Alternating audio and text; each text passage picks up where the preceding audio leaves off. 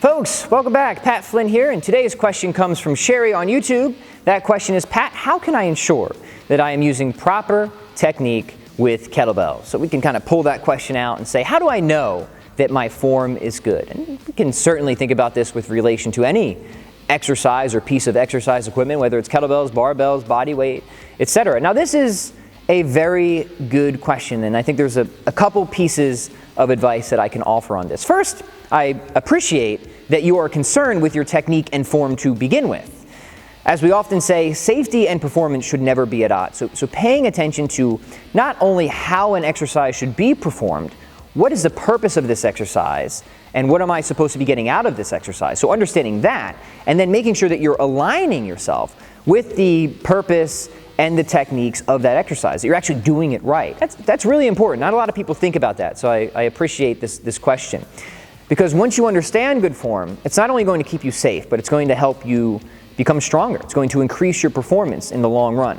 As it turns out, the positions where we're typically the safest tend to be the positions where we're also the strongest. So it's worth investing in learning the proper technique for any of the number of exercises that you might be interested in. So that brings us to the second part. How do I know I'm using good technique? Well, I'll lay out a few options, and you can take whatever ones might be useful or relevant to you. Number one is study and observe good technique. So like any other skill, we should start by seeking to emulate those who are a model of what we hope to be. I want to be a good guitar player. I'm going to look at the virtuosos, the people who play really cleanly, really well, with exceptional technique. And I'm going to try to understand that. Now, maybe they'll help me because maybe they will have instructional videos breaking down the technique into its various components. And as it so happens, we just have those types of videos right here on this YouTube channel. So that would be step number one. Make sure that you're engaging with content that helps to explain the technique and break it down into a series of regressions or progressions that you can practice to really have a solid command of whatever exercise it is. So if you go through the YouTube channel here, which you perhaps have already done, you will see that we have techniques on everything from the swing, the squat, the push-up, the pull, I mean, you name it. We've broken down, I think there's like 900 some videos on this YouTube channel at this point. They're there, just dig through. So that's step number one. Take the time to understand the technique and preferably engage with content that really breaks it down and tries to teach it to you. Now the problem with that, or we should say the limit with that is information only going in one direction. I can demonstrate and tell you what good kettlebell technique looks like all day, and I often do, probably more than most of you even care to hear about it. That said, I'm not looking at you, so I'm not able to give you feedback on exactly what mistakes you may be making that you may not even be aware of. Sometimes, a lot of times, I would say that we're not even conscious of the little mistakes or errors in technique that we're often making until somebody can point them out to us. So two pieces of recommendation to ensure you're using good technique. The first and most obvious would be to hire a coach or work with a coach in some capacity.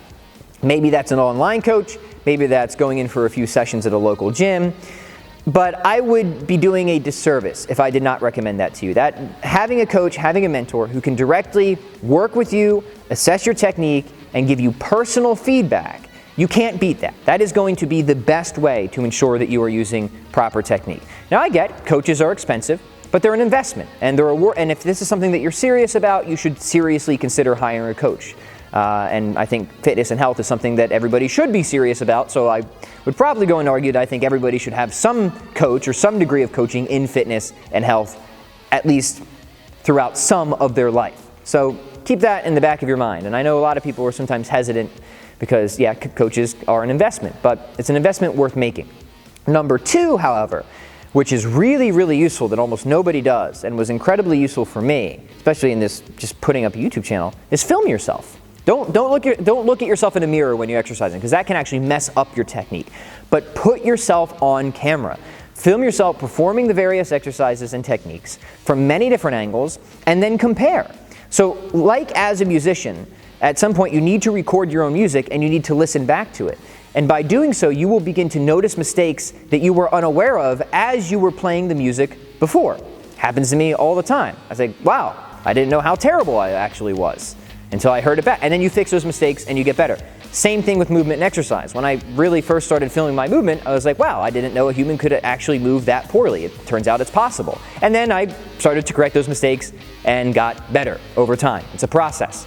So I would offer that same advice to you and anybody else that's watching. Start to film yourself on a regular basis performing the exercises, then compare what you see in your videos to the types of people who are performing those exercises really well, and see if you can discern where the differences are or the mistakes that you're making, and then go back to those progressions and regressions and try to correct them. So step number 1 is just recognizing the importance of having good technique for both safety and performance. You've already got that. That's awesome.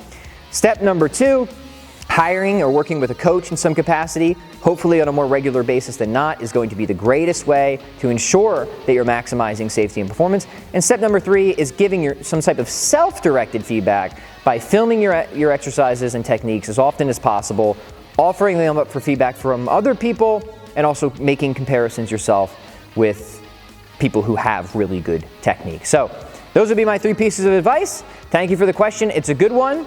Folks, if you want to have an exercise broken down that I have not yet covered on this YouTube channel, please comment below. I would be happy to discuss it and do so. Otherwise, hit that subscribe button, ring that annoying little bell so you get notified when we have new videos, and share this episode with both of your friends. We'll catch you next time.